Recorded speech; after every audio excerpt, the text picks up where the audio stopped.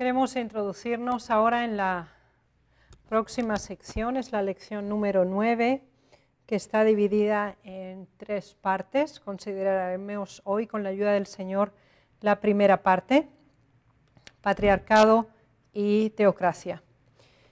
Así pues, ante nosotros tenemos este esquema, el de Génesis 5 y el de Génesis 11.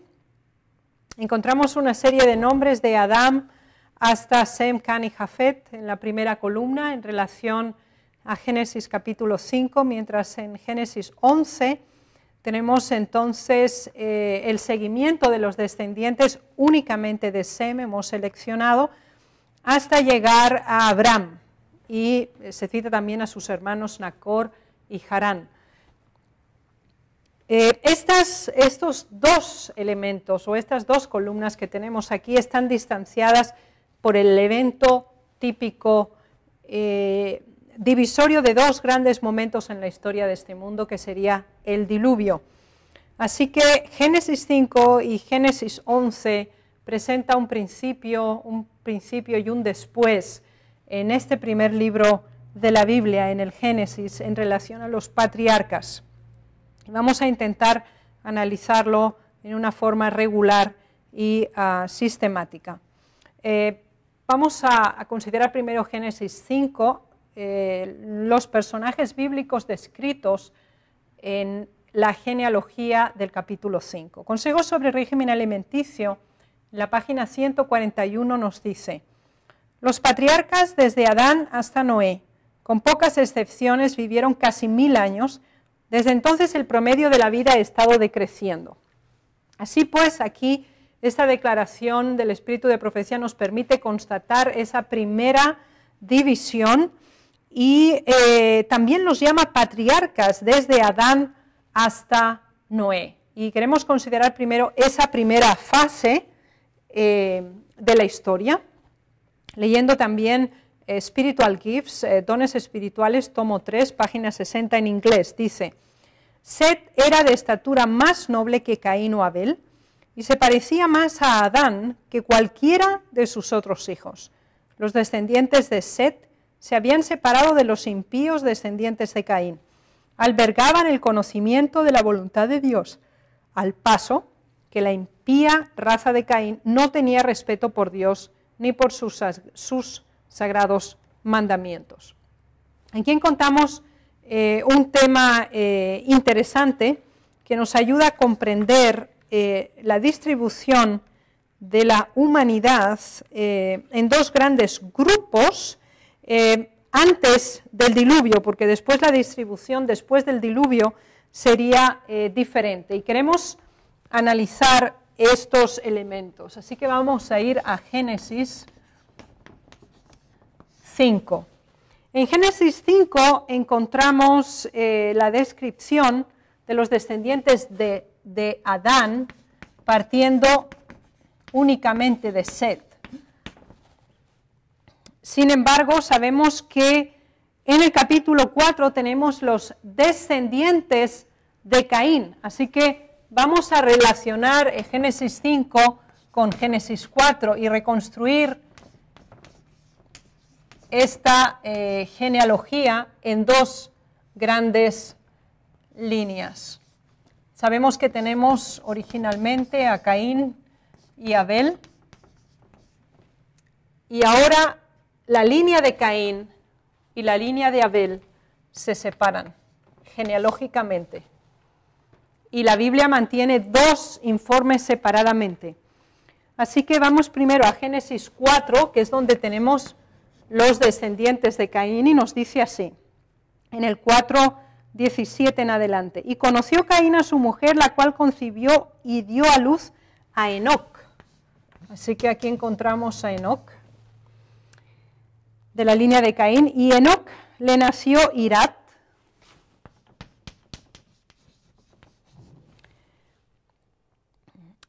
Irad a Mehujael,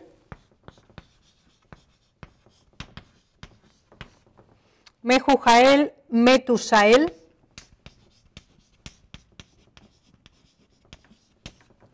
Metusael Lamec, Y aquí es el momento en que encontramos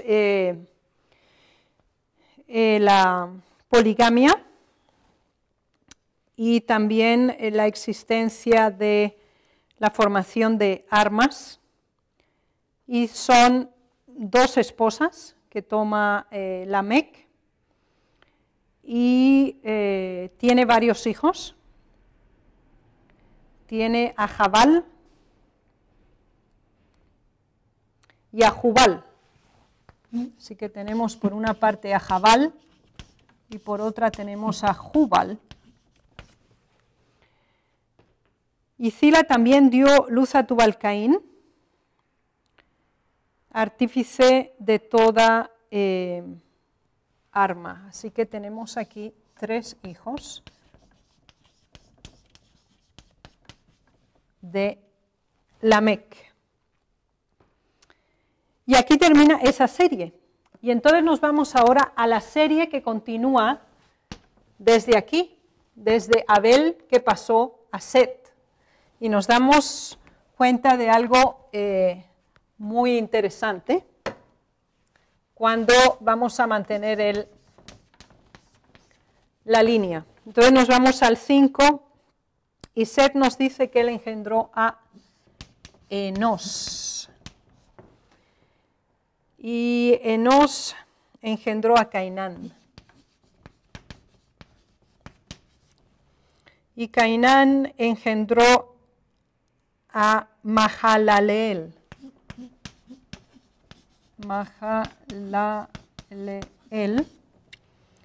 Y Mahalaleel engendró a su vez a Jared.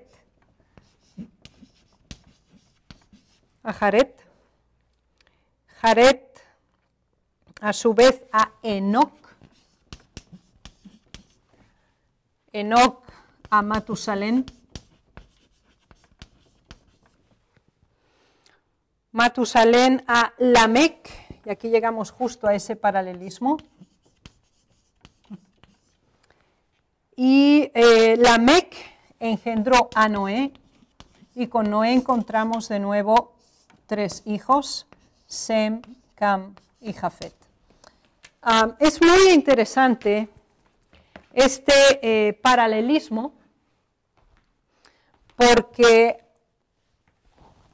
se inicia en forma muy semejante con nombres y se ve un paralelismo claro y también concluye, además de que muchos tienen nombres semejantes o muy parecidos, concluye también con 3 descendientes de Noé y 3 descendientes de Lamec. Y en ambos se interrumpe esa primera fase, que ya sería el diluvio. Y es muy, muy interesante cuando se nos dice en qué momento se produce esa división. En el 4:26 dice, y a Set también le nació un hijo y llamó su nombre Enos. Todos los nombres comenzaron a invocar el nombre de Jehová. Así que con el nacimiento de Set, y ya Caín se nos dice que había abandonado la presencia de Dios, la separación fue evidente. Y no solamente fue un cambio, como nos dice el espíritu de profecía, en áreas de lugares de la tierra que vivían diferentes, sino también en costumbres, hábitos, y especialmente porque una parte rechazó completamente la adoración al Dios verdadero. Pero vamos a ver cómo los define la Biblia. En Génesis 6, a uno los llama los hijos de Dios y a otros los llama los hijos de los hombres. Estos serían los hijos de los hombres y estos serían los hijos de Dios. Después del diluvio se mantiene únicamente la primera línea, acerca de la cual se seguirá la genealogía de Génesis 10 y Génesis 11, mientras que toda esta línea pereció en el diluvio.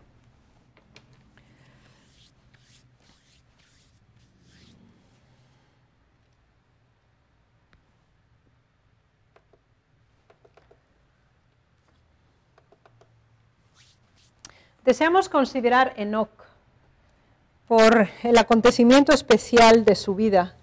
él pudo ir al cielo y Dios se lo llevó en vida. Y queremos leer citas al respecto de este patriarca, que además fue un profeta y altamente mencionado en el Nuevo Testamento también.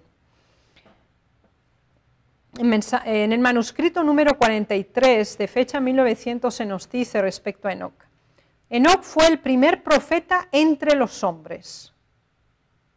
Proféticamente predijo la segunda venida de Cristo a nuestro mundo y su obra en este tiempo. Su vida fue un ejemplo de cristianismo consecuente. Solo labios santos debieran presentar las palabras de Dios en forma de acusaciones y juicios. Su profecía no se encuentra en los escritos del Antiguo Testamento. Quizá nunca encontremos libro alguno que relate las obras de Enoc, pero Judas, profeta de Dios, las menciona, y vamos a leerlo. Sabemos que últimamente circula un libro llamado el libro de Enoc, y es un libro obviamente apócrifo. Leamos Judas, donde nos menciona a Enoc, y leamos lo que se nos dice al respecto. Dice así, el versículo 14 dice en adelante: de estos también profetizó Enoc, séptimo desde Adán, diciendo: he aquí vino el Señor con sus santas decenas de millares, aquí es segunda venida, para hacer juicio contra todos y dejar convictos a todos los impíos de todas sus obras impías que han hecho impíamente y de todas las cosas duras que los pecadores impíos han hablado contra él. Así que el juicio también está incluido.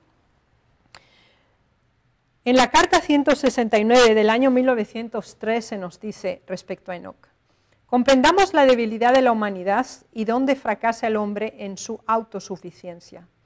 Entonces seremos llenados con un deseo de ser precisamente lo que Dios desea que seamos: puros, nobles, santificados. Tendremos hambre y sed de la justicia de Cristo. Ser como Dios será el deseo dominante del alma.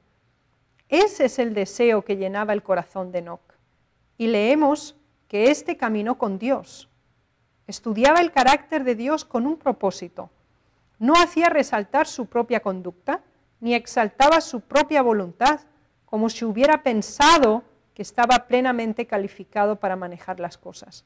Se esforzaba por conformarse con la semejanza divina. Este es un maravilloso mensaje acerca del propósito de la vida de Enoc y el móvil de acción que él tenía. Vamos a ver qué nos habla acerca de otros patriarcas como es Matusalén y Noé. En manuscrito 46, fecha 1895, se nos dice: el sermón predicado por Enoc y su traslación al cielo fueron un argumento convincente para todos los que vivían en el tiempo de Enoc. Fueron un argumento que Matusalén y Noé podían usar con poder para mostrar que los justos podían ser trasladados. Así que el traslado de Enoc era un argumento a favor de que el ser humano sí puede vencer con la ayuda de Dios y puede morar de nuevo con él. Y eso lo usaron Matusalén y Noé, que predicaron durante esos 120 años. Dios les concedió 120 años de tiempo de gracia y durante ese tiempo les predicó mediante Matusalén, Noé y muchos otros de sus siervos. Si hubieran prestado atención al testimonio de esos fieles testigos, si se hubieran arrepentido y retornado a su lealtad, Dios no los hubiera destruido. Review and Herald, 4 del día 23 de 1901. Dios resolvió purificar el mundo con un diluvio, pero su misericordia y amor dio a los antediluvianos un tiempo de gracia de 120 años. Durante ese tiempo, mientras se estaba construyendo el arca, las voces de Noé, Matusalén y muchos otros se oyeron en forma de amonestación y súplica, y cada golpe dado en el arca era un mensaje de amonestación. Así que si Enoc fue el primer profeta, Matusalén y Noé fueron estos grandes mensajeros, juntamente con otros también del pueblo de Dios. Esto en relación a la información sintética de ese primer bloque del libro de Génesis en relación a los patriarcas. Queremos hablar ahora de esa otra segunda sección, que es la que teníamos aquí, de Génesis 11, desde cómo los descendientes de Sem pasamos hasta llegar a Abraham. Vamos a hablar de Abraham en este momento como patriarca y vamos a intentar agrupar los grandes momentos de su vida. Hebreos 7:4 nos habla de Abraham y nos dice: considerad cuán grande fue Melquisedec, a quien aún el patriarca Abraham le dio el diezmo del botín. Así que el Nuevo Testamento define a Abraham como patriarca. Veamos su vida. La podemos sintetizar en cuatro grandes secciones. La primera sería antes de entrar en Canaán, es decir, cuando él residía primero en Ur y después en Aram, hasta aproximadamente los 75 años. Fue la primera etapa de su vida, narrada en Génesis. La segunda sección, que ocupa aproximadamente unos 25 años, que es desde que inicia la peregrinación temprana en Canaán hasta el nacimiento de Isaac. Después, desde el nacimiento de Isaac hasta la muerte de Sara y el casamiento de Isaac con Rebeca, que son más o menos unos 40 años, y su vida posterior, ancianidad y muerte, que son otros 35 años. Así que dentro de este contexto de las 4 áreas fundamentales de la vida de Abraham, queremos considerar el espíritu de profecía al respecto. Se nos dice así: después del diluvio, una vez más, se multiplicaron los habitantes de la tierra y también aumentó la impiedad. La idolatría llegó a ser casi universal y finalmente el Señor dejó que los endurecidos transgresores siguieran sus malos caminos, mientras Él eligió a Abraham del linaje de Sem y lo convirtió en guardián de su ley para las generaciones futuras. Esta cita nos ayuda a comprender esa conexión, esa fase entre toda la descendencia de Caín que perece en el diluvio, y ahora la descendencia de Sem, Can y Jafet, y específicamente la de Sem, que es la que llegaría hasta Abraham, como los guardia y custodios de la ley de Dios para el futuro. Pero nos vamos a dar cuenta de cuál era la situación de Abraham.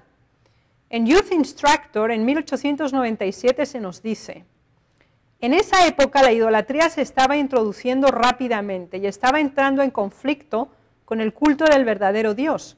Pero Abraham no se hizo idólatra.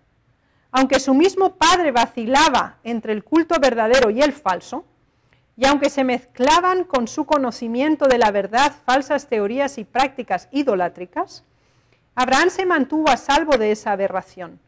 No se avergonzaba de su fe y no hizo ningún esfuerzo para ocultar el hecho de que confiaba en Dios. Él edificó allí el altar a Jehová e invocó el nombre de Jehová. Así que nos damos cuenta que la situación entre los descendientes de Sem, específicamente en la línea de Taré, era difícil. Había una confusión importante acerca de la verdad, había una mezcla con el error, y esto llevó a ese primer llamado de Abraham que vamos a analizar.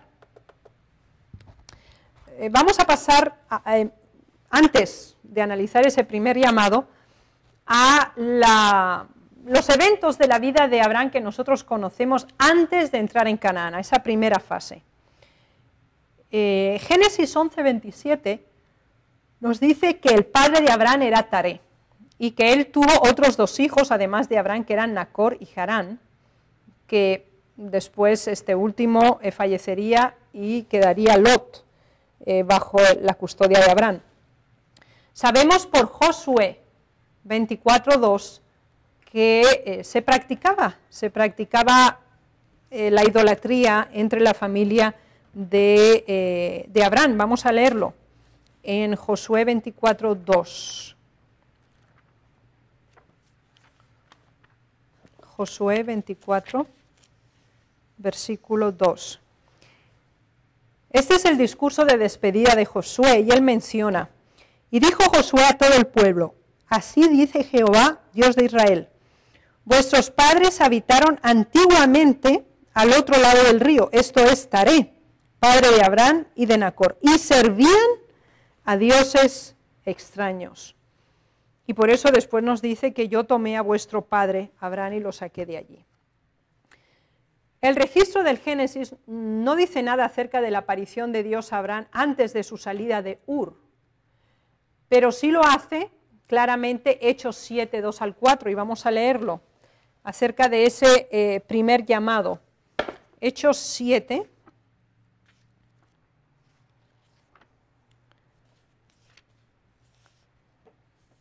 2 y 4 dice así: y él dijo, varones, hermanos y padres, oíd. El Dios de la gloria apareció a nuestro padre Abraham estando en Mesopotamia, antes que morase en Harán. Así quiere decir que Dios se le apareció a Abraham en Ur, en su ciudad natal, y le dijo, sal de tu tierra y de tu parentela y ven a la tierra que yo te mostraré. Y entonces él salió para habitar en Harán. Así que el Nuevo Testamento nos explica que el primer llamado de Abraham se produjo en Ur, en su lugar de origen.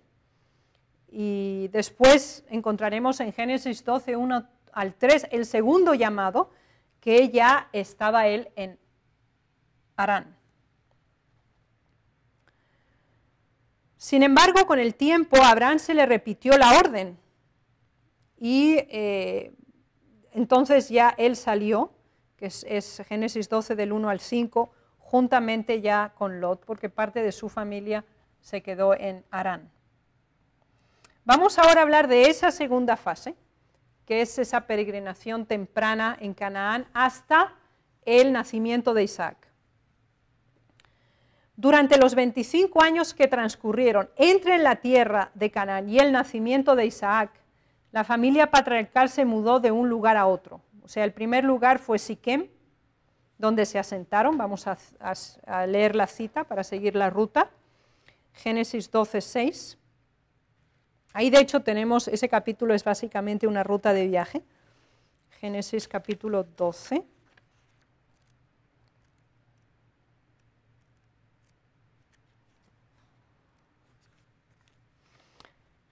Dice así, y pasó Abraham por aquella tierra hasta el lugar de Siquem, hasta la encina de Moré, y el cananeo estaba entonces en la tierra. Ya sabemos que ahí Dios se le apareció de nuevo. Y después él se fue a Betel, en el versículo 8, dice, luego se pasó de allí a un monte al oriente de Betel y plantó su tienda. Y después de allí él se fue al Negueb, y Abraham partió de allí caminando y yendo hacia el Negueb, en el versículo 9, y en el 10 ya se nos dice que se fue a Egipto a causa del hambre. En el 13:1 nos dice que regresa de Egipto, dice, saliendo pues Abraham de Egipto hacia el Negueb, él y su mujer, que todo lo tenían, y con él Lot. Y después regresan a Betel de nuevo, se asientan en Manre, cerca de Hebrón, donde permanecieron la mayor parte de la peregrinación. O sea que Hebrón es básicamente la ciudad que podíamos denominar la sede fundamental de Abraham, donde pasó la mayor parte del tiempo. Aunque después del nacimiento de Isaac, él peregrinó otra vez hacia el Negueb y habitó también como forastero en Gerar, tal como los dice en Génesis 20:1. De allí partió Abraham a la tierra del Negueb y acampó entre Cades y el Shur y habitó como forastero en Gegar. Así que aquí tenemos la época de más movimiento, de hecho, de Abraham.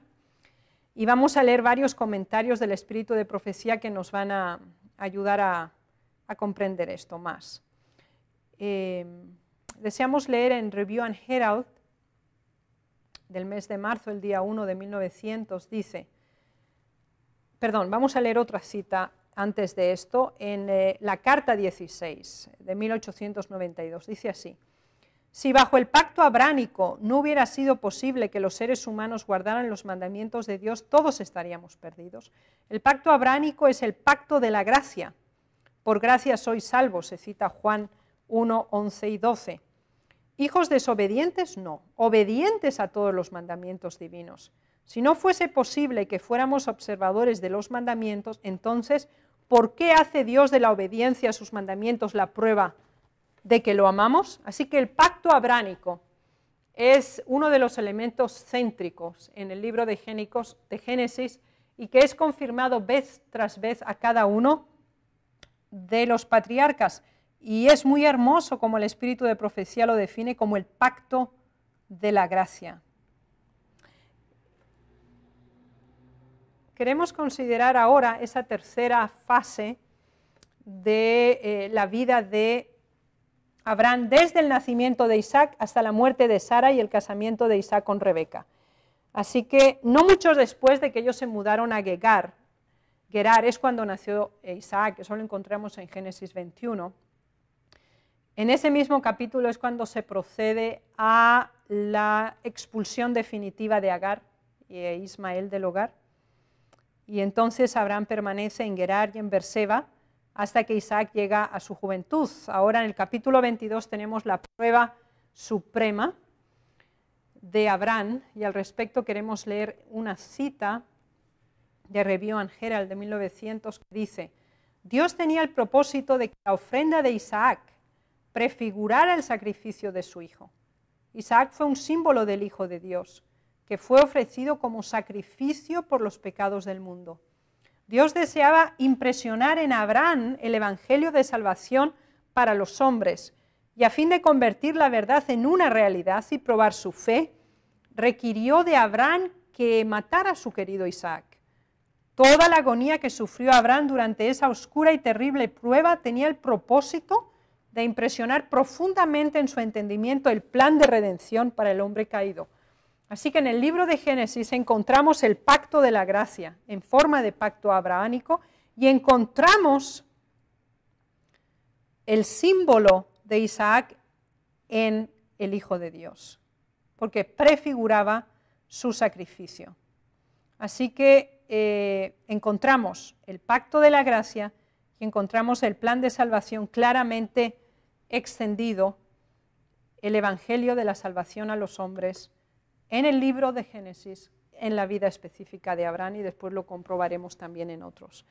Así que ese gran sacrificio ofrecido, que nunca llegó a consumarse, porque lo haría en el futuro Jesucristo mismo, alabado sea su nombre por ello, demostraron la fe y lo llevaron a que fuera declarado amigo de Dios. Ahora, en Hebreos, en el Nuevo Testamento, en Hebreos 11, desde los versículos 8 hasta el versículo 19, encontramos descripción de los incidentes de la vida de Abraham.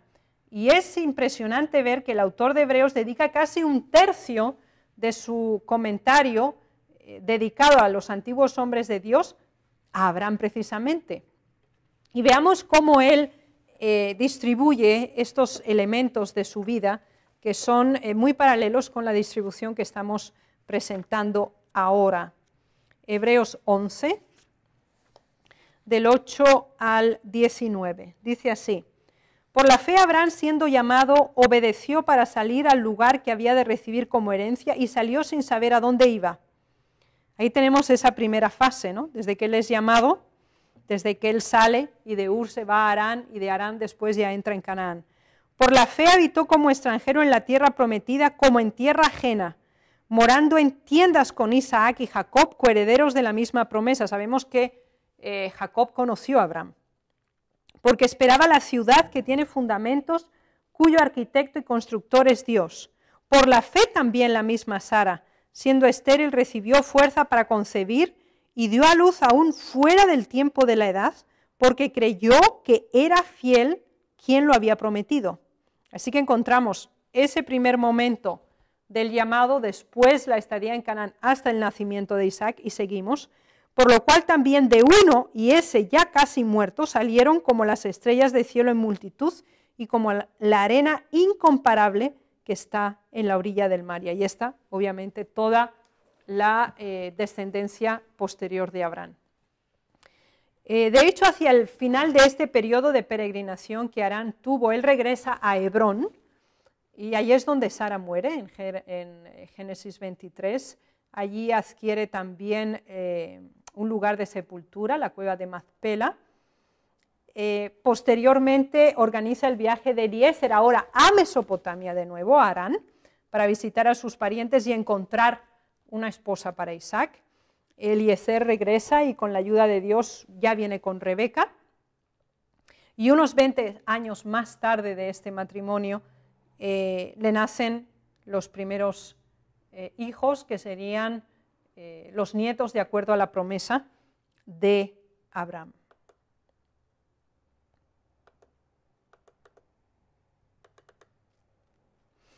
Tenemos esa última sección de la vida de Abraham, que es muy interesante, su vida posterior, después ya de la muerte de Sara, del matrimonio de Isaac.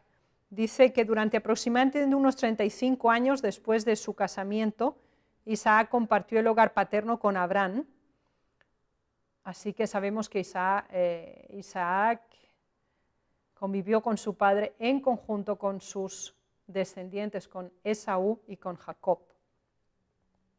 Pero además Abraham contrajo matrimonio y crió varios hijos con esta otra esposa que tuvo, que fue Cetura, y eso lo encontramos en Génesis 25, 1 al 4, así que se nos reportan 3 relaciones que tuvo Abraham, Sara, Agar y Cetura, y de cada uno de ellos tuvo descendencia. Únicamente la descendencia legitimada por Dios fue la de Sara, en la persona de Isaac y sus descendientes. Vamos a ver qué pasó con los descendientes de Cetura, que contrajo matrimonio en segundas nupcias después de la muerte de Sara. Y encontramos esta descripción en Génesis 25, del 1 al 4. Dice, Abraham tomó otra mujer cuyo nombre era Cetura, la cual le dio a luz a Zimram, Joksán, Medan, Madian, Isbac y Sua. Y Joaxam engendró a Seba y a Dedán, e hijos de Dedán fueron Asurim, Letusim y Leumim. E hijos de Madian, Efa, Efer, Anoc, Abida y Elda. Todos estos fueron hijos de Cetura. Y Abraham dio todo cuanto tenía a Isaac, pero a los hijos de sus concubinas dio Abraham dones y los envió lejos de Isaac, su hijo, mientras él vivía hacia el oriente, a la tierra oriental. Y por causa del tiempo no podemos hacer el estudio genealógico, pero nos ayudaría mucho, y recomiendo que lo hagan, de la distribución territorial de estos hijos de Abraham, pues corresponden a todos los territorios vecinos que después rodearon también al Estado de Israel. Ismael e Isaac enterraron en conjunto a Abraham, eso lo encontramos en el capítulo 25, los versículos 8 al 10, ellos se reunieron y dieron sepultura en conjunto a Abraham, en el mismo lugar donde había sido anteriormente enterrada Sara. Y en Santiago 2:22 encontramos uno de los títulos más hermosos dado a un ser humano, y es: Abraham es declarado amigo de Dios. Santiago 2:23. En pantalla pueden ver los viajes de Abraham, más o menos ya los hemos citado. Si se ubican, tenemos Ur, que es su ciudad natal, donde él nació y es su punto de partida. Si consideráramos Génesis 10, la distribución de los semitas, una de esa área es precisamente la Baja Mesopotamia. Entonces de Ur, él hace su primer viaje hasta Harán. En Harán recibe el segundo llamado de Dios y entonces él sale y se dirige a Siquem. Después tiene su viaje a Egipto, tiene su regreso y básicamente la mayor parte de su tiempo la pasó en la ciudad de Hebrón. Queremos continuar ahora con el patriarca Isaac. Isaac fue circuncidado al 8º día, de acuerdo a Génesis 21:4, en reconocimiento de la promesa del pacto que Dios había hecho con Abraham en Génesis 17, versículos 2 al 17. Y sabemos que Isaac, siendo aún muy joven, fue sometido a una prueba de fe juntamente con su padre, de acuerdo a Génesis 22, 1 al 14, y de acuerdo al informe de Hebreos 11, sabemos que Abraham cumplió ciertamente su deber y fue fiel al Señor, y del mismo modo fue también Isaac.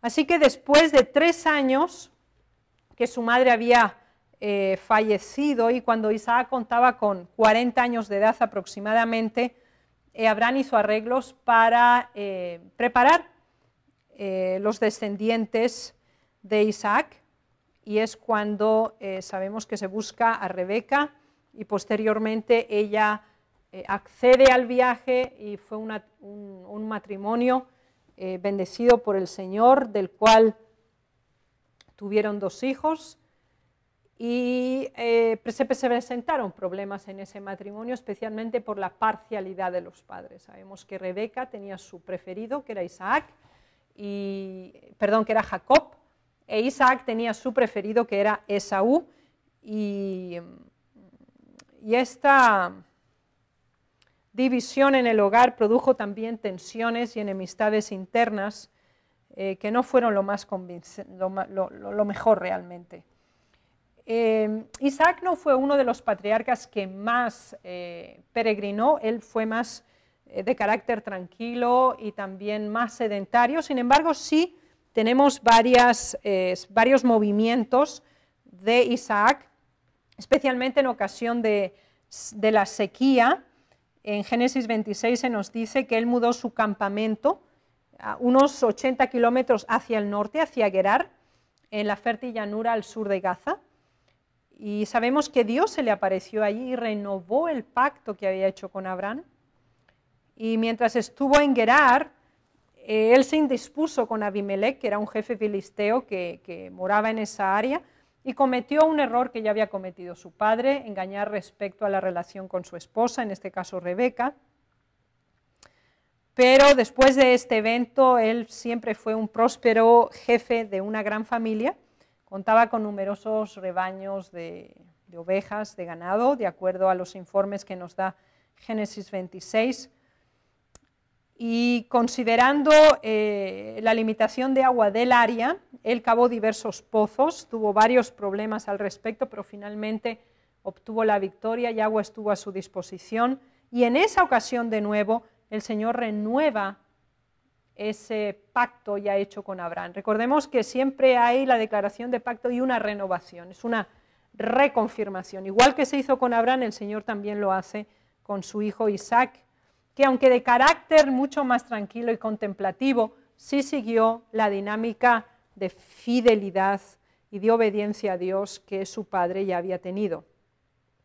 Así que 20 años después de su matrimonio, nacen mellizos, y nacen Esaú y Jacob. Habíamos hablado ya de la enemistad en la familia como consecuencia del favoritismo mostrado por cada uno de los padres, y ahora se produce el momento culminante, cuando en Génesis 27 se trama el engaño de Isaac por parte de Rebeca y Jacob, y Jacob debe huir. Y Rebeca lo envía a Harán, a su ciudad natal, juntamente con sus parientes, esperando que Esaú calme su ira y puede haber una posibilidad de reconciliación. Finalmente sabemos que Esaú y Jacob se reúnen y por la intervención directa de Dios lo hacen en paz, y ambos pueden dar sepultura a su padre, de acuerdo a Génesis 35 y 49. Deseamos hacer aquí una pausa, que con la ayuda de Dios esperamos retomar el lunes que viene en las clases, y nos introduciríamos con el patriarca Jacob. Ruego al Señor bendiga las lecciones que hemos realizado en este día, y deseamos ahora cerrar la sesión de este día de clase con una oración.